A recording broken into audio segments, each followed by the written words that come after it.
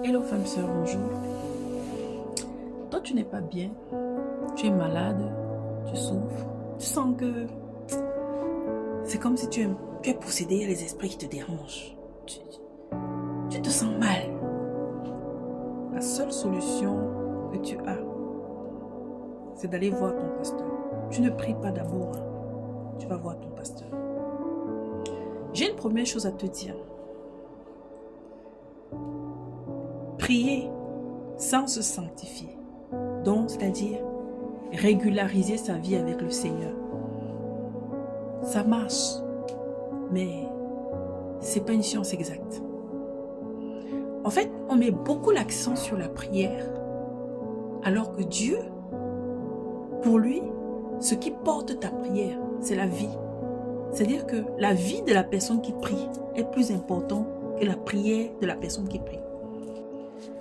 Aujourd'hui, on est dans une époque où moindre chose prie. Priez beaucoup, c'est une bonne chose, c'est un très bon conseil. Mais si tu pries, tu es dans la fornication. En tout cas, tu pries, tu es dans le péché, de manière générale. Parce qu'il n'y a pas un péché qui est plus grave que l'autre. Tu pries, tu es dans le péché. Tu pries, et tu es dans le péché. Ta prière n'aura pas de force. Est-ce que tu te souviens de ce passage qui dit que la prière fervente du juste est d'une grande efficacité? C'est pas la prière qui est efficace, c'est la prière du juste. Donc toi, tu veux pas changer de vie, tu veux continuer à vivre comme d'habitude. Mais tu veux que quand tu arrives devant Dieu, comme tu as prononcé des paroles, il doit les accomplir. Tu as menti, tu te mens et tu mens à Dieu. La Bible nous dit la prière du juste. La Bible nous dit que nous avons été justifiés par la foi en Christ. Les retombées de la justification là, c'est la vie. Tu essaies de te sanctifier, tu te sépares du péché. Tu pries, tu fais attention à marcher selon la volonté de Dieu. Tu sais qu'il y a ça que tu es en train de faire, c'est pas bon. Arrête. Tu sais qu'il y a tel péché que tu commets habituellement. Arrête. Arrête. Si tu n'arrives pas à arrêter, demande au Seigneur de t'aider. Bien-aimé. Un autre problème, c'est que beaucoup de personnes veulent prier sans être nées d'en haut. C'est le Saint-Esprit qui nous aide. C'est le Saint-Esprit qui nous aide. Sinon, depuis que nous marchions dans ce monde, on était dans la chair. Là. On faisait tout ça. On n'arrivait pas à arrêter. Nous-mêmes, avec notre conscience que Dieu nous a donnée, on savait que ça, c'est pas bien. Mais on n'arrivait pas à arrêter.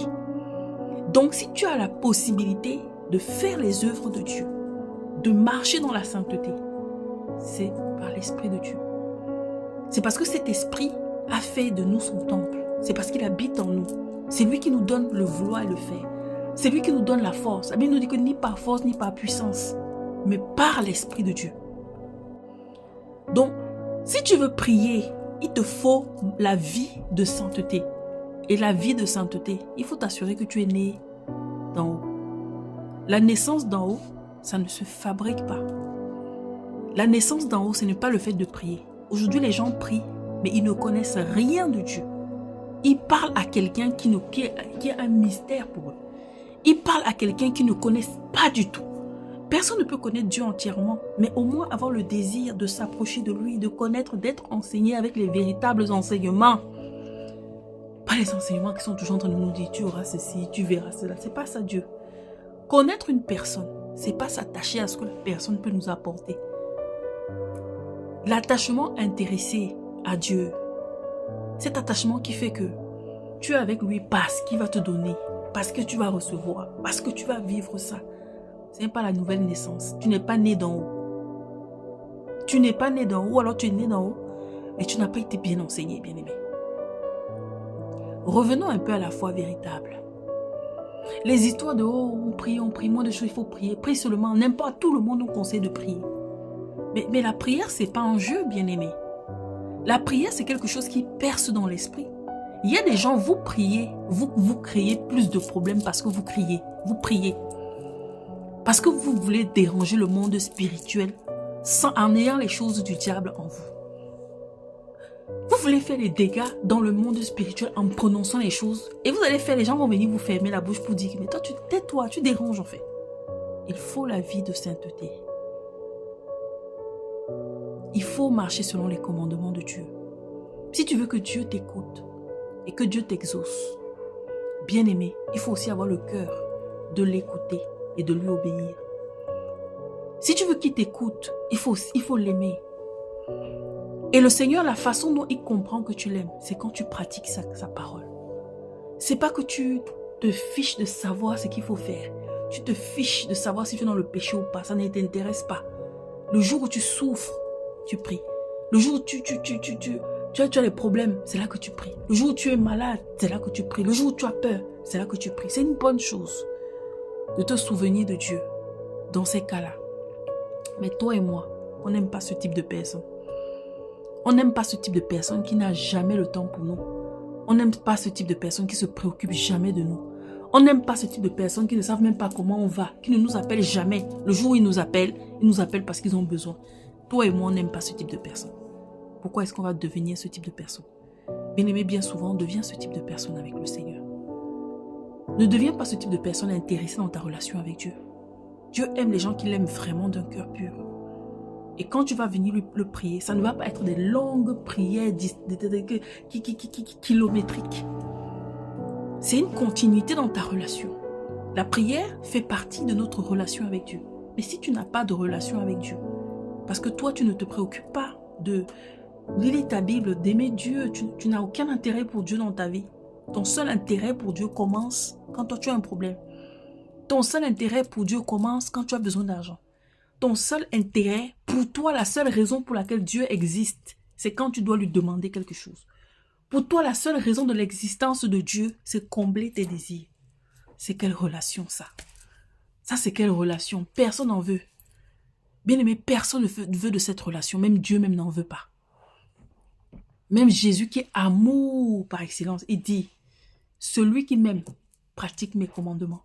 La façon dont je ressens ton amour, c'est quand je te vois, tu pratiques mes commandements, tu fais quand même l'effort de ne pas tomber ici. Tu fais quand même l'effort de ne pas exagérer. Tu fais l'effort de ne pas mentir. Tu aurais pu mentir, mais tu as choisi de ne pas le faire à cause de ton amour pour moi. Tu aurais pu faire telle chose, tu aurais pu faire tel choix.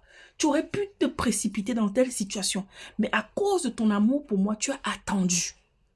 Ça touche le cœur de Dieu.